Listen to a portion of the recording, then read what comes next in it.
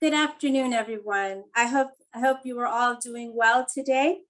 I'd like to welcome you to today's session, which is entitled Tough Conversations. Teachers of the Year share how they have crucial conversations with their students. My name is Carla Easter, and I am the National Museum of Natural History's Bro-Con Wheel Director of Education. Before we begin, I would like to encourage you to use the chat and the Q&A function to ask questions. I'd also like to encourage you to fill out the survey. Your responses will be used to inform the development of future programming. Also, closed captioned is available. The last year not only brought challenges induced by COVID-19, but it also surfaced the need for crucial conversations. Many teachers are ready to have tough conversations with their students, but don't know where to start. Please join the panel of State Teachers of the Year, who will share how they broach tough conversations with their students. The Smithsonian has had a long relationship with the Council of Chief State School Officers, and today's discussion will be moderated by Dier, the 2020 Louisiana State Teacher of the Year and National Teacher of the Year finalist. Chris is a 10-year teaching veteran who currently teaches world history and AP human geography at Chalmette High School. I'll now turn things over to Chris. Thank you for that introduction, Carla. Greetings, everyone. I am so thrilled to moderate this panel with these award-winning, passionate educators. Joining us today is Angel Santiago, the 2021 New Jersey Teacher of the Year, Lachanda Garrison, the 2021 Dier Teacher of the Year, and Jennifer Wolfe, the 2021 New York Teacher of the Year. So again, I just want to thank everyone for taking the time out to join and learn from these amazing educators. I can honestly say we have some of the best voices in education for this conversation. I mean, these educators are doing the work inside the classroom and outside of the classroom. And we only have an hour with these incredible, unique voices. So I'm going to go ahead and get started because I want to hear from them. I'd like to start by giving the panelists an opportunity to tell us a little more background information about yourselves. Maybe tell us where you teach, your passion work, maybe include a fun fact about yourself or anything that you think the audience should know before we begin. So Jennifer, I see you, so I'm going to go ahead and hand it off to you. Thank you, Chris. I appreciate that. My name is Jennifer Wolfe. I'm the 2021 New York State Teacher of the Year. I teach pre-AP World History to 9th graders, AP Human Geography, and government class at Oceanside High School in Oceanside, New York, which is on the South Shore of Long Island. A fun fact, I love to knit. That's a fun fact. It's very fun. It's very relaxing. I do enjoy it. Hey, that sounds incredible. Yeah. All right, Lachanda. Hello, everyone. Lachanda Garrison, the Dier 2021 State Teacher of the Year. And I am currently teaching in Bahrain off the coast of Saudi Arabia. And I'm an elementary school educator. And a fun fact about me is one day I would love to take a trip throughout the United States as a certified barbecue judge. So I'm hoping to get that done one day. All right, Angel. Hello, everyone. Thanks for having me. My name is Angel Santiago. I'm from Southern New Jersey. I teach elementary education, English language arts, in a school called Lauren Fleming Elementary School in Blackwood, New Jersey. I've been working a lot with the state around initiatives around diversifying the teacher pipeline, awareness in ACEs, which is adverse childhood experiences, and being a mentor for newer teachers as well. A fun fact about me is that I had a professional music career prior to teaching. So I was a musician. I also am a father of two boys. My new boy, he just came. His name is Sebastian. He's 2 months old. So I have to put that out there. They already know. Oh, that is incredible. Knitting, barbecue. I just got back from Alabama. Excellent barbecue there. So if you ever do that, head there. And also musician, father, incredible, incredible. So let's go ahead without further ado and get into it. And I like this to be a conversation, so feel free to hop in whenever you feel like it. My first question is, why is it necessary to have tough conversations in the classroom regarding issues of race, class, gender, sexuality, or similar topics? Why is it necessary for the classroom to be a space for that? Well, if you, I can go first if you don't mind. Because life is hard, and because because kids encounter tough conversations all the time. And I think that we're not doing our job. It's actually malpractice if we don't teach them the skills that they need to have these conversations. Simple. Yeah, I mean, I believe, our students are observant. And I think sometimes we forget, even at an elementary level, how observant they are. So when they see something that touches upon race and gender issues in the mainstream media, and we as teachers ignore that topic, I think our silence is almost as deafening as, saying something that's outly wrong. So we have to be conscious that some of these topics affect the kids in our class and their families. So we have to navigate that space with them, carefully, but we cannot not ignore the issues because they see. Yes, and I feel like Jennifer, you took the words right out of my mouth. So we're like this. Life is hard. Life is hard for everyone, and we all go through these highs and lows and ups and downs. And if we have to have this space, like what Angel said, because our students are experiencing many things. They're human beings. They're people. And although they may not have the language to communicate some of the things that are happening inside, we have to help them.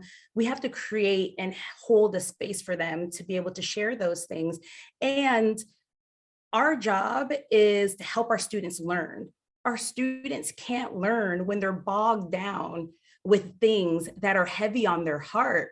So how do we hold space so that ultimately we can get to that deep learning? But we have to acknowledge that our students could be going through things. I mean, all three of those answers are absolutely remarkable. Angel, what you said about being silent, that really resonated as well. So a lot of teachers, they want to have these conversations, but they might not know exactly where to begin and how to have them with their students. How do y'all start these conversations with students? How do you build spaces where these conversations can flourish? Do you have maybe procedures or expectations or something along those lines? How do you begin to have these conversations?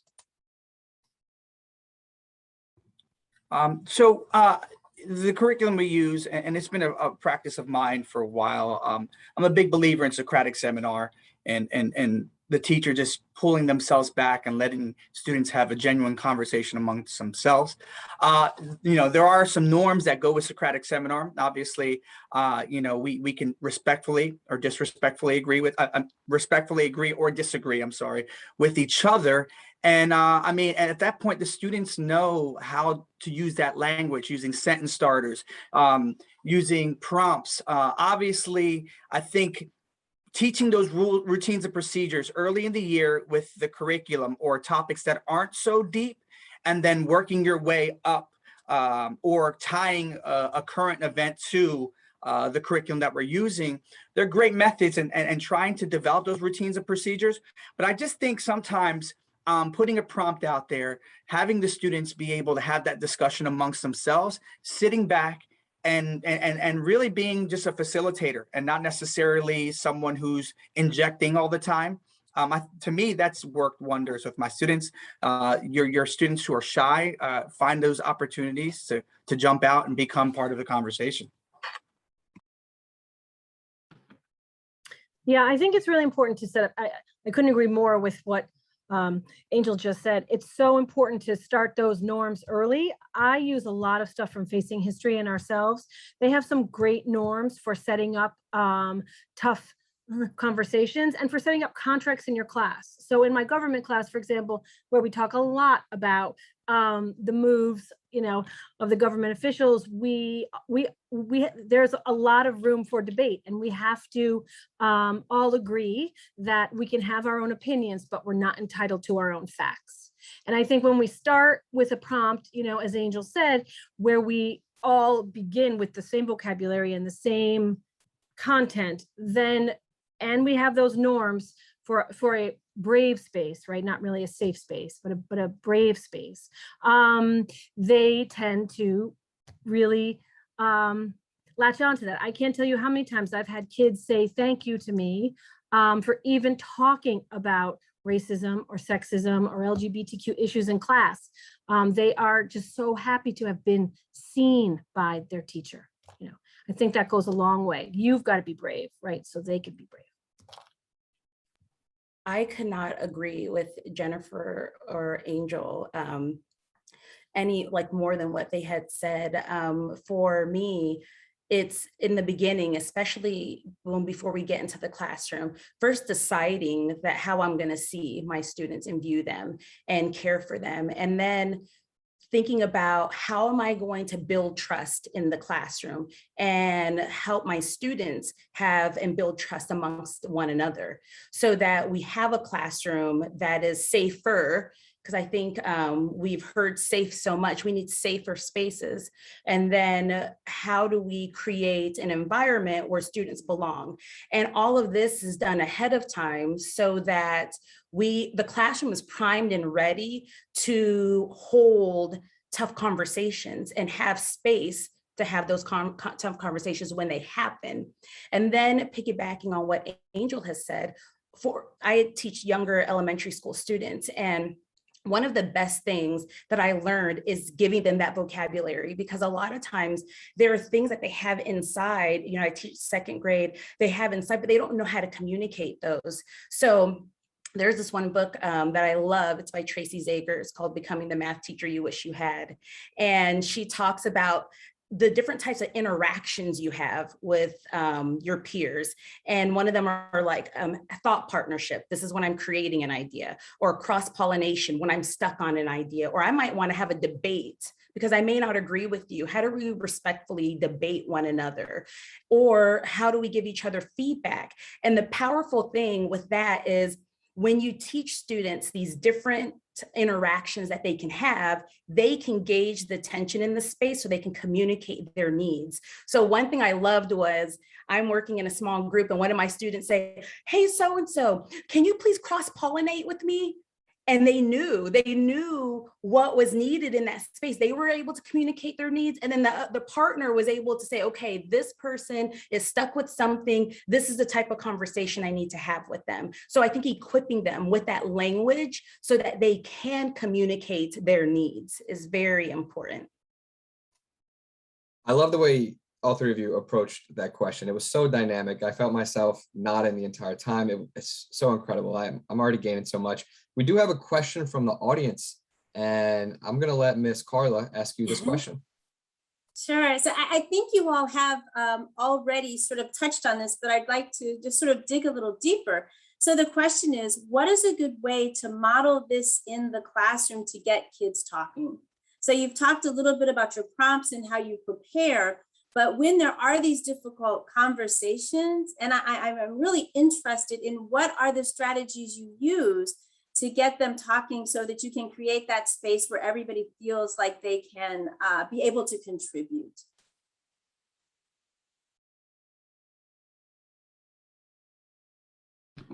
Well, we just had a conversation today in class. I teach AP Human Geography, as I said, and we read 2 chapters out of Harm Deblege's book, Why Geography Matters. And we're a suburb of New York City, so 9/11 has a specific impact and a personal one on a lot of the kids and their families in my town. And we read 2 chapters. One was about the widening circle of terrorism, and the other one is about defining terrorism and where does this come from. And our conversation, I try very hard not to start those conversations. I let the kids come prepared with questions themselves. I usually use the QFT model. I don't know if everybody's familiar with that, where you give the kids a prompt. It can be a movie. It can be a clip from YouTube, it can be something to read, a poem, it doesn't matter what it is, artwork. And then you have them generate as many questions as they possibly can in a 2 to 3 minute period. And then you have them kind of whittle down alone and together with groups, maybe a good core 10 to 20 questions from your class. And then this are the questions that we use in class to discuss all of the material.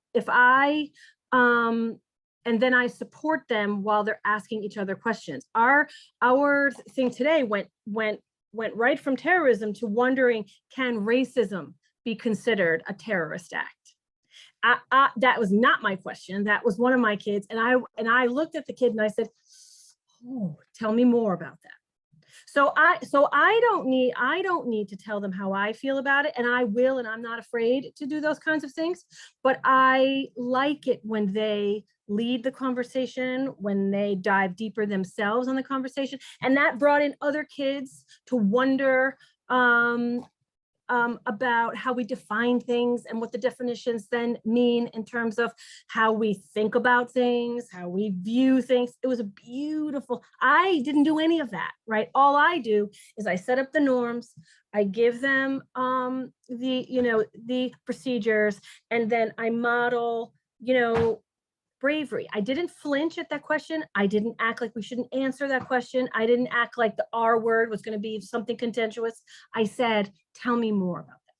So I think we have to be willing to let the kids lead, which for some folks I know can be a little bit uncomfortable, but they want to know, and it's our job to help them, puzzle it out.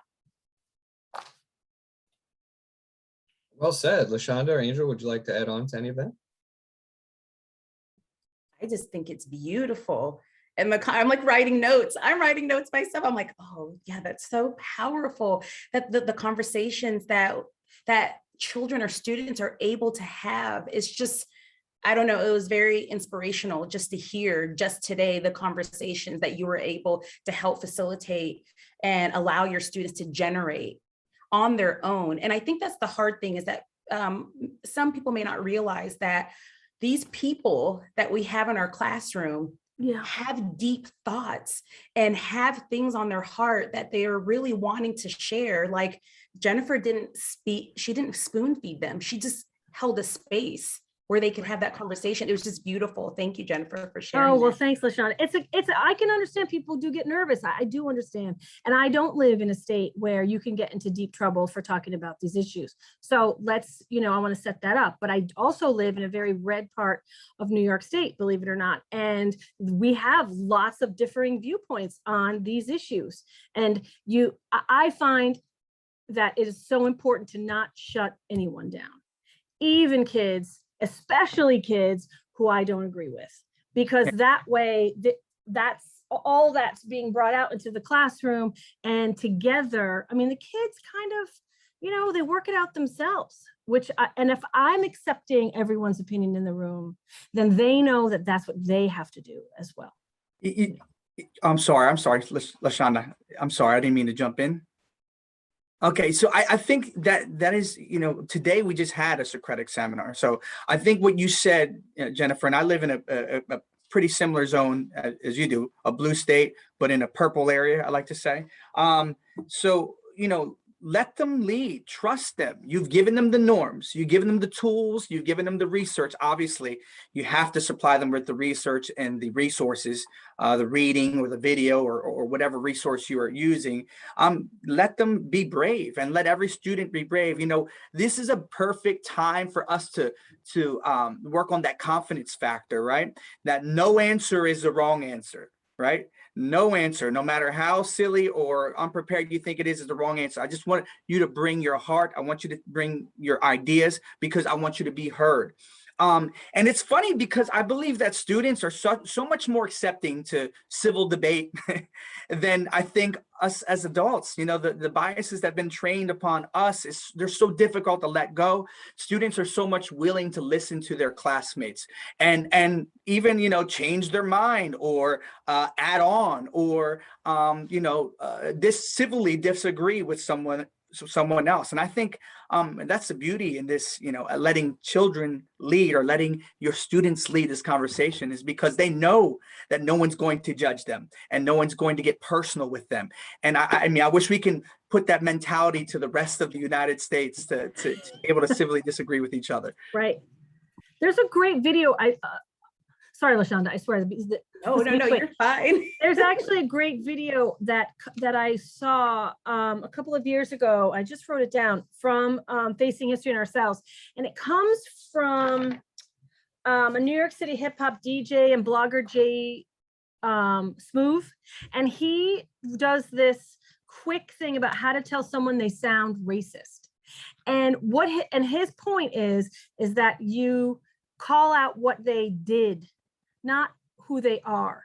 So you said something that sounded racist, or what you did, or what you drew, or whatever was racist. Here's why. Not you are racist. Because when you get to into the character assassination, it's so much easier to dispel or to ignore a person's comments about your actions, but we focus on the action itself.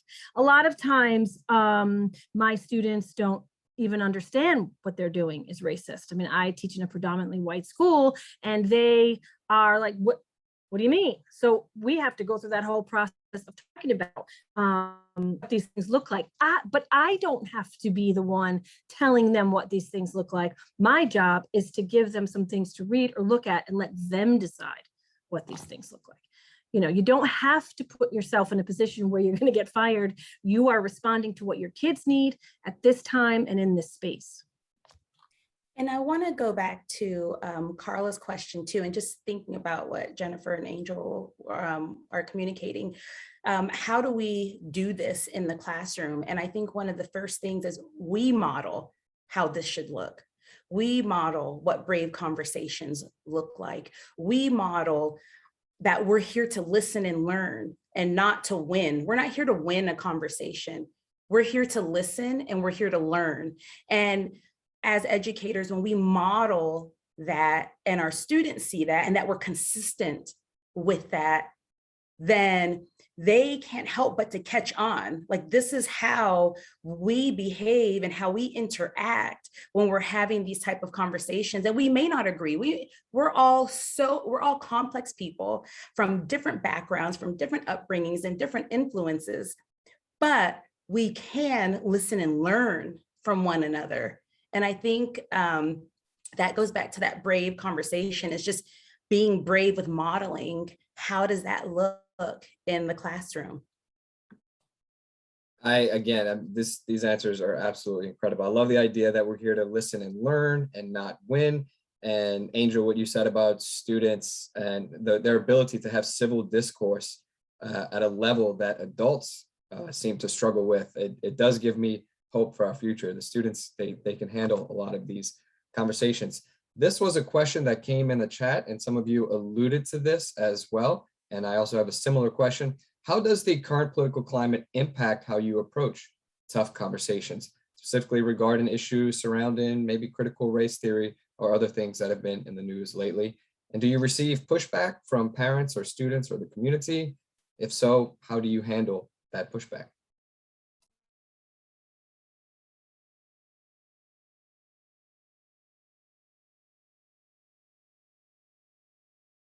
I can give this to Jennifer because she was the first one to mention teaching in a different a climate that might be. Sure. Yeah. I'll say this. Most of the time, I just remain curious. When I was younger, I used to get really angry at things people said that I didn't agree with and that I judged as being not very well informed. And that never got me anywhere. That always created a situation where the person did feel judged, and then that closed down our conversation. So today, when I have parents call, or there's a Board of Ed member who doesn't like what he heard about what was happening in class or something, I ask him again, tell me more about that. Why are you feeling this way? I find a lot of times folks who don't agree with you just want to be heard.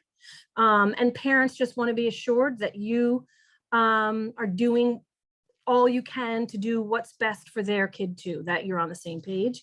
You're not going to win everybody onto your side. You can't convince everyone, but I think inviting them into the conversation with you instead of fighting against what you can't change is one way to handle those issues.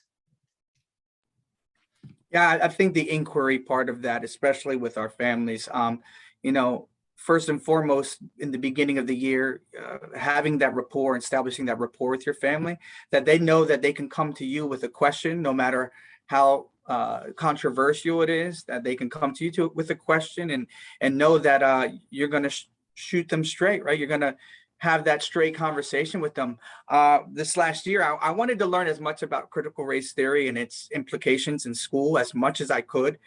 So I went out and did a couple of webinars just to make sure that I was well versed. I think as a teacher, I think it's first and foremost my duty to give some information. And I just want to ensure that if there are parents listening, I can almost guarantee that there is no K through 12 classroom having a course on critical race theory within their schools or a curriculum. There isn't a standard or a curricula out there that's that has critical race theory. But I think the inquiry part of and really establishing that team atmosphere with our families. If you can come to me if you have a question on your student, on the curriculum, anything, we can have a conversation about it. I will give you all the information I have. And if I don't have the information, I'll be more than happy to find it for you. Having that connection at home is crucial, not just for the success of the student, but the home to school team atmosphere. We need that. And I think a lot of that, that mistrust or misinformation could be remedied just by simple conversations, one-on-one conversations. Yes, Angel, I have to agree that the relationships with school to home, like that partnership, is so integral to ensuring that our students learn. And some of the things that have been like heavy on my heart and just reflecting on these concepts that have been, or just topics that have been coming up, and thinking also about what you were saying, Jennifer, especially with critical race theory, I find it very interesting because there were so many things that came out that's on that list that people consider critical race theory. And I was thinking the things that I teach and being culturally responsive, I had no idea when all this stuff first came out, like what are they talking about? How is this lesson that I'm doing harming children? Like I had no clue what the connection is because I don't see critical race theory as pedagogy. So that was very interesting to me. And so I had to really go and reflect, okay, why are parents or people getting upset? Because they're scared that their children are going to come to school and be harmed. So I think that connection is important because if a parent knows my heart and knows that my intention is never to harm a child and how deeply I care for that child and creating the space so that all children can be safe and brave, as Jennifer said, and courageous. I want that for all students. And how I teach my students, the research is based off of the brain science. Being a culturally responsive teacher helps my students learn because there is research that says that storytelling is a strong tool to use to get concepts across. So it's not going to be used to be weaponized to harm your child. It's used because this is a powerful practice to have. So I think really communicating like, this is what I'm doing and why. Ultimately, your child is here to learn. I'm doing these things to help your child learn. I'm not trying to cause any harm to any child. And that's for every single child in this classroom. So well stated. I've noticed the more you embed yourself in a community and the more you gain trust from the students and the parents, the more likely they are to know that you are there for the students. You are there for their betterment. So the next question, the chat, we have a lot of questions coming from the chat. So Miss Carla is going to go ahead and deliver the next question. So I have this question. I'm actually going to combine two questions. These questions really have to do with what you've talked about, the way you model these approaches and in your classrooms, but we have someone who is an informal educator and wondered if you had advice on how to do this in informal settings, especially when they may only see the students for a week or maybe a day in an after-school program. And then there was another question about how do you do this with very large groups or even smaller groups? So again, thinking about you have a classroom setting that's fairly formalized, students you see frequently, how do you sort of adapt that to different settings?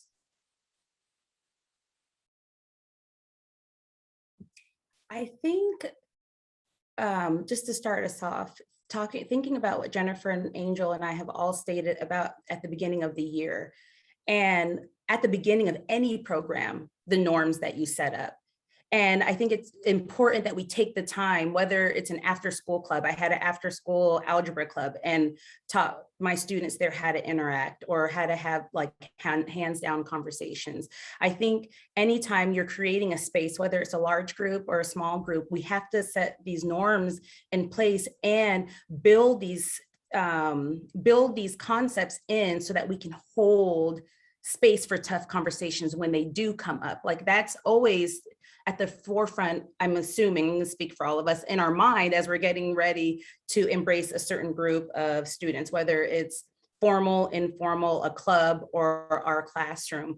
And adding on to, for me, having this trauma-informed and resilient focused mindset has to be there with how I engage with my students.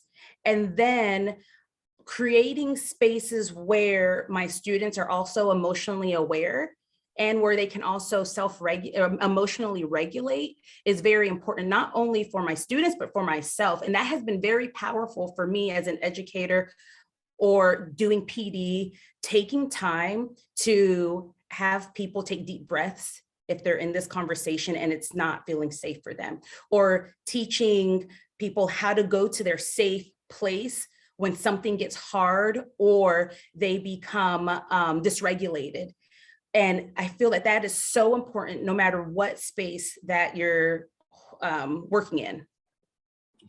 I have to agree with that. The norms, procedures have to, no matter how frequent or less frequent you meet with a group. When it comes to an infrequent frequent group setting like a club, I do an after school club as well, and I think focusing on those, we can even throw like social emotional learning tactics in there, where that teaching empathy, which is a trait that no matter where you go in language arts and it's cross curricular and history, that teaching empathy and emotional intelligence is just a skill, a life skill that is always going to be used, right?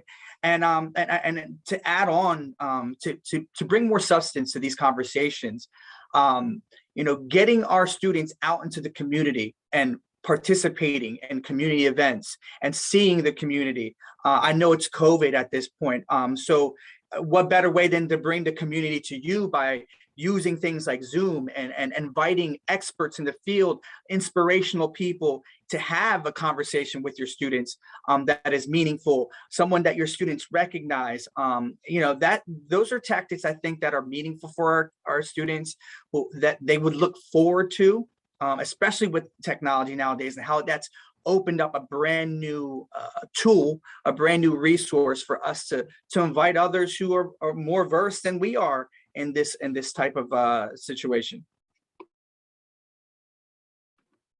Yeah, I feel like I don't even need to say anything. You guys did such a great job. It's so true. That norm setting is so key. I know I have this conversation with a lot of teachers, especially math and science, who tend to be like, but the content, but the content, but the content. And I have to say that, content versus context is not a zero-sum game. You don't have to give up content to create a context in which your kids are learning in a way that is good for them. Don't forget the soft skills, of collaboration and cooperation and problem solving and critical thinking. Those are all things, I think it was 2018, maybe 2017, there was an article came out that Google had done this amazing research about their most productive employees. And what was the number one thing that they were looking for in somebody who was productive? It wasn't, I know the computer. It was, Can I talk to other people? Can I work in a group? Can I work by myself? Am I, self-motivated? These were the kinds of skills. So I know we all teach with those exams on our back constantly, but I think that just to get them to memorize the content is not good enough. And that is really no longer, in my humble opinion, our job. The content gets me in the room with them, gives me a place to do this kind of work, but it is not the focus of the work. And I know not everybody agrees, and I know there's pushback, but if we don't start creating contexts where kids can really wrestle with information, we are doing them a disservice. I don't remember sine, cosine, and tangent from high school. Maybe you guys do. I don't. But I do remember how I loved that my math teacher taught us about quilting and working together and using shapes and blah, blah, blah. So I think we have to really think about what is our role, really, in a kid's education. Yeah, you finish off with something that I've learned is that students might not remember all the content, but they will definitely remember how you made them feel at the end of the day. And that's something they're going to carry with them. So sometimes I ask students, who's your favorite teacher and why? And I'll always talk about how they felt. And Angel, you mentioned inspirational people, bringing inspirational people via Zoom. I am certainly inspired right now, and it's absolutely incredible. Lachanda, I want to go off something you said about trauma-informed teaching. This is something that as a teacher, I personally struggle with. I teach history, so I don't sugarcoat any history, but sometimes I worry too much about, potentially traumatizing students. So how do you manage tough conversations that could potentially be traumatizing to students? And what role maybe does social and emotional development play, or trauma-informed teaching? How do teachers like me and other teachers out there, how do we navigate this? I think, as I stated earlier, having that trauma-informed and resilience focus, for me, how I see it, it's a mindset. And it's a mindset where I take into account, okay, what am I teaching? Where are spots where this could potentially cause trauma to a student? And then where are there spots also where I can add in some spaces of resilience, just making sure that they can feel good throughout it. And so I think that's acknowledging. One of the things I'm becoming really passionate about right now is intentionally embedding and reflecting and thinking about the different emotions my students could potentially feel during a lesson. So for example, if I'm teaching a math lesson and if I had a word problem on a board, and I used to have a little friend who he would see what was on the board and take off and run. And like, he was a runner, he would just leave. And so now just thinking about the things I've learned about being trauma-informed and resilient focus is, okay, I know that word problems could be a trigger for certain children. What can I do to prepare for that? What can I do to think about getting that child to communicate, and to communicate their needs? And a lot of that is done by, we do this thing called a resilience. We do 15 minutes of like resilience practices. And I have students, whatever the theme is, we're going to talk about anger. What do you do when you're angry? How does angry make you feel? What makes you feel better? So start building in those emotions so they can recognize them. And then how they can recognize where they feel those emotions. So, okay, I see this problem. This is going to trigger me. Where am I feeling it? Oh, I'm going to get ready to run, so that they can acknowledge this is what's happening. I can use this breathing technique to help me, so that class is a safe place. I'm not going to be harmed here. It's not a moment to run. So I think it's doing those things, having that mindset, and just being very intentional about the different emotions that could happen. And also during the lesson, checking in with the emotions. How are you feeling right now? Let's get a pulse. Why are you feeling that way? Where are you feeling it? What are some things you can do to take care of yourself? And equipping students and empowering them to how to use that emotional awareness so that they can learn and they can stay in the space, so they don't take off and run when they see word problem on the board. I'm sorry. No, I just wanted to piggyback on what Lachanda said. Like, I think, especially as an ELA teacher, and Chris, you probably know this as a social studies teacher, some of our nation's past isn't so, isn't so bright. And it's okay to teach those. And sometimes it could get downright to the point where it could be in that area where we have to step back. But I think through that, through trauma, I mean, these stories are important because there's always a chance to find a story of heroism. And I think really nailing down and finding those diverse heroes throughout our entire history, especially when we're doing civics or history or nonfiction text, when you're an ELA teacher, we have to find those moments too to celebrate, right? And I think for me, that was always if we're going to talk about something that may not be so bright, we also have to find something that shows resilience, that actually in the story embeds resilience and heroism. And those are tactics that I'm always using to combat anything that might be something that might be traumatic, Yeah, sincerely appreciate the answers. And that's something as a history teacher, and I know in English that English teachers do this a lot. We do try to find those stories of resistance and resilience and those stories of empowerment as well. So another question that I have, and this is something I also struggle with, and I know a lot of teachers do.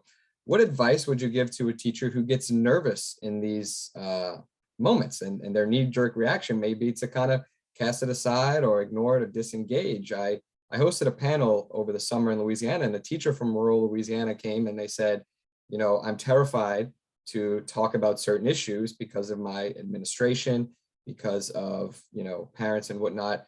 Is there any advice that you could give to these students to hopefully encourage them to have these vital conversations?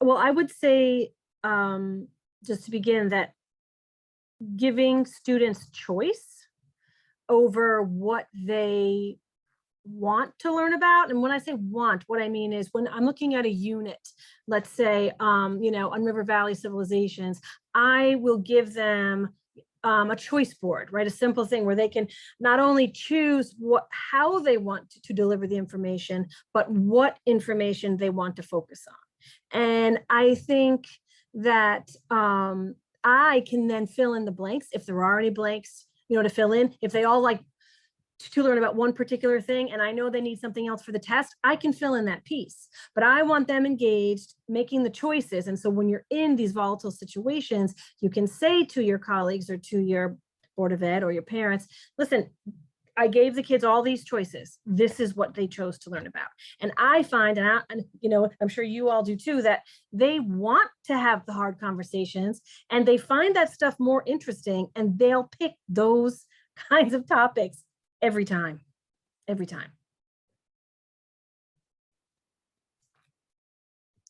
I can understand being very nervous, and a lot of things are on the line for our educators. We have some places where teachers can lose their jobs, and if they have these tough conversations. And I think one of the best things, and I don't know, I'm not in that position, so I can't speak on, that's hard. It's hard to say whenever that's your livelihood and that's what you need to take care of your family and just whatever your circumstances are. So that's very hard for me to communicate. Where do you draw the line with having tough conversations versus, okay, I have real life. I need to feed my family. I need to take care of my children. I got bills to pay. So that's very hard. I think one, just acknowledging that it is tough all the way around. It's not just about the tough conversations, it's our tough circumstances that we're in, and they have to weigh that for themselves.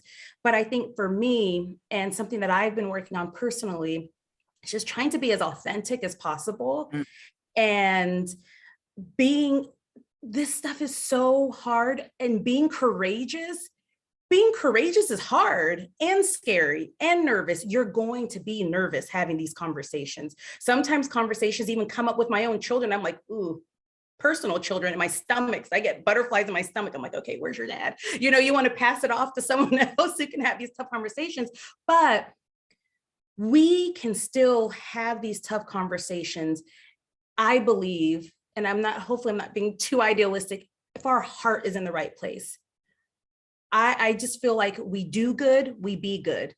And if my intentions is not to cause harm, not to perpetuate more trauma, but to hold space so that your child can thrive, then I'm going to go with where my heart is.